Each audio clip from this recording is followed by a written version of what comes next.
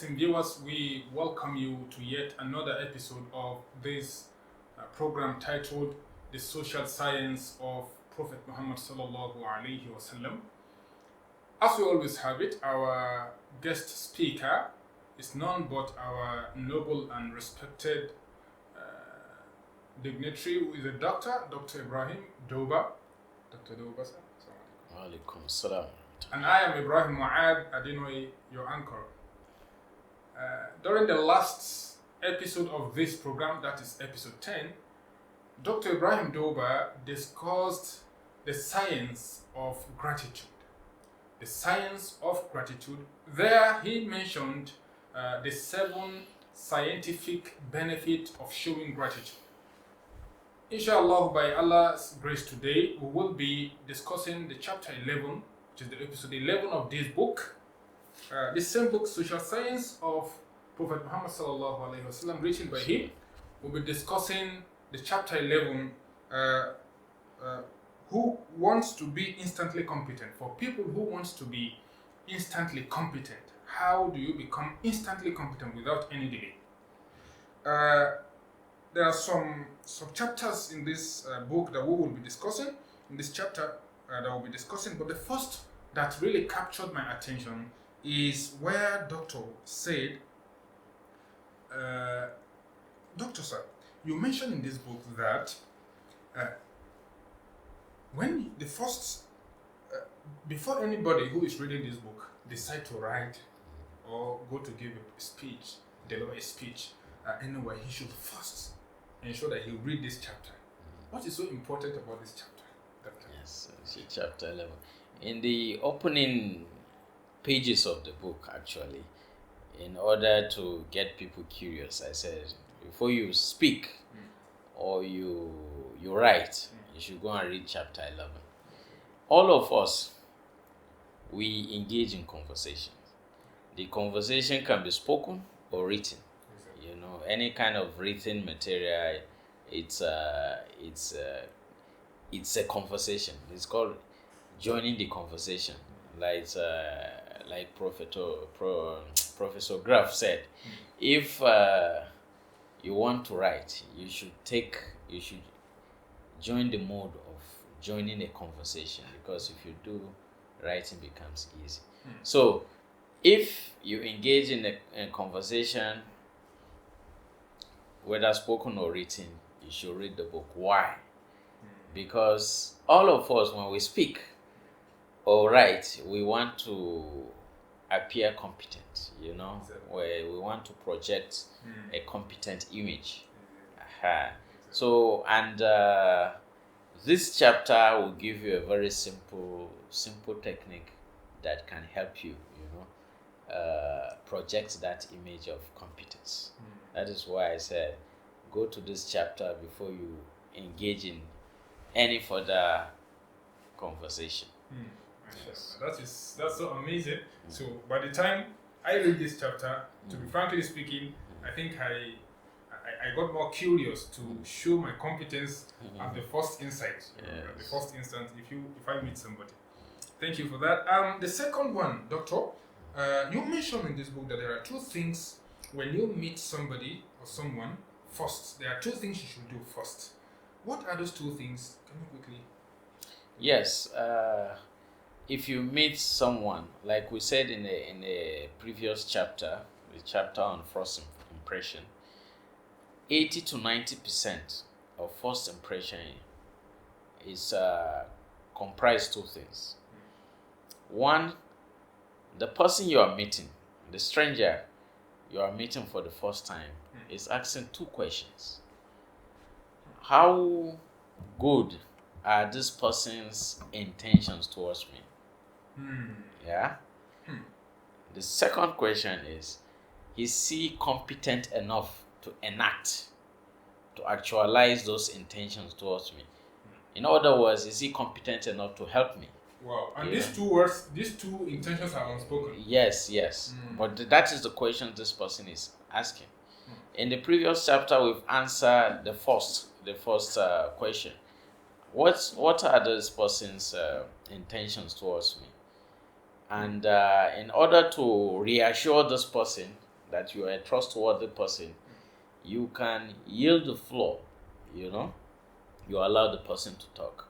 Then the person will say, this my new acquaintance is warm, you know. It is allowing someone to talk gives them the impression that you are warm, you are trustworthy. However, in that chapter, we are unable to answer the second question, which is, are you competent enough to help me? Yeah. Not just showing warmth. Yes. Okay. Yes. Are you competent enough to help me? Are you competent enough for me to engage in a relationship with? Are you competent enough for me to do business with? Etc. etc. So this chapter shows a very simple technique to answer that question. That will say, yes, I am competent enough. Even if you are not, you appear competent.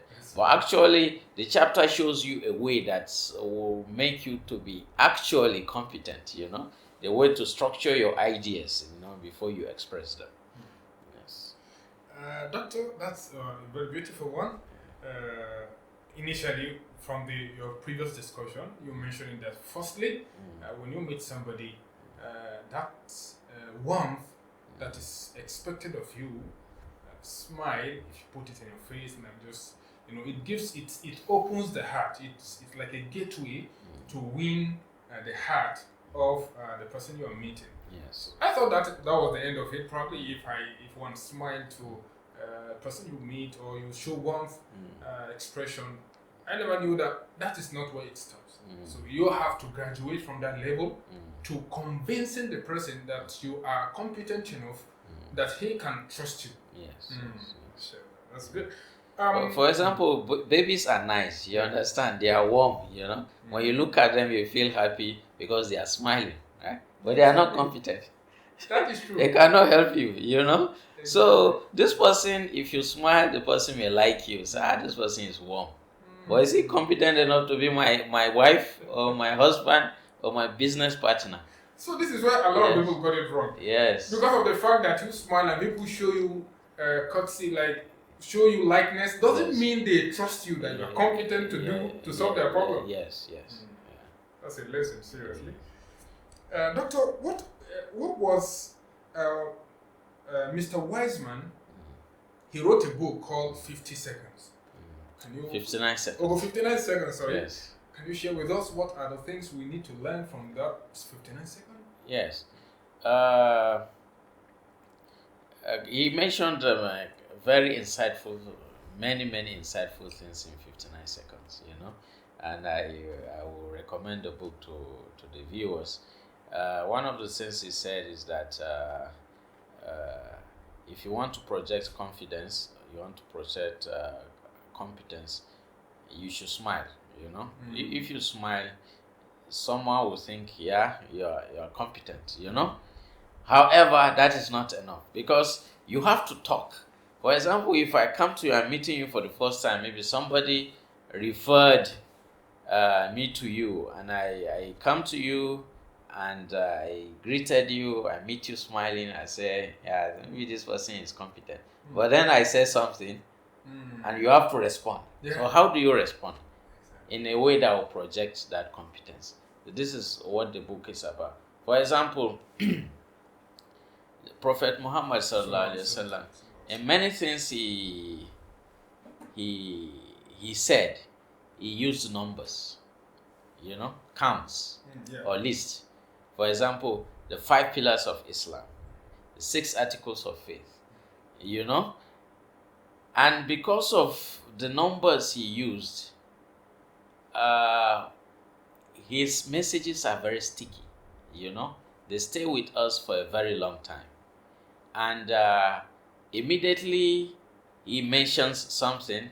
For example, I think he said to a little boy, Ya Gulam, inni uallimuka kalimat. Exactly, Abdullah bin Abbas. He said, Ya Gulam, inni uallimuka kalimat. I will teach you words. Yes. Till the end of the Yes. The end of the hadith. In the Quran, you also see counts being used, you know.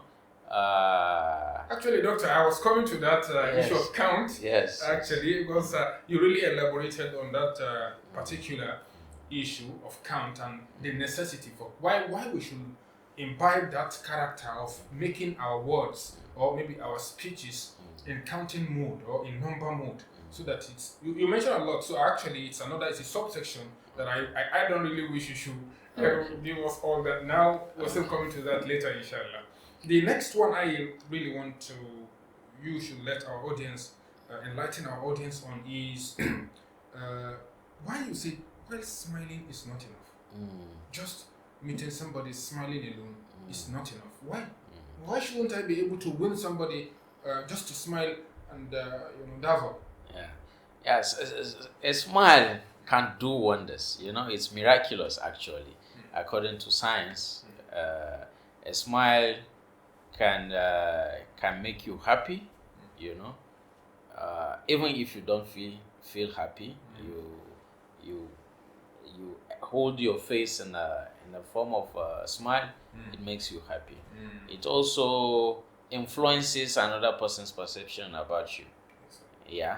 And if you smile, that person also becomes happier because he will smile back.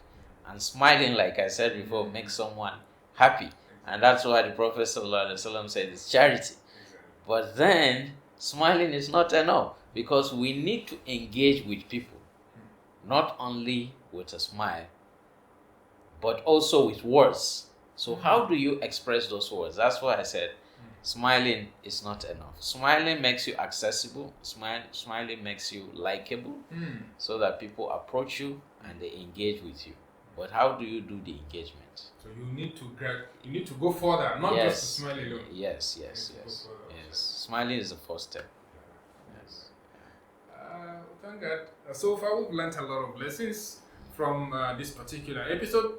We'll be going for a short break now. By the time we return back, we'll be looking at the use of counts and numbers and the research conducted with respect to counts and numbers and the outcome. Very amazing. We hope we'll still have you with us, our esteemed viewers. We'll say Assalamu alaikum wa rahmatullahi wa barakatuh for this short break. After we return back, we'll continue our discussion. Assalamu alaikum.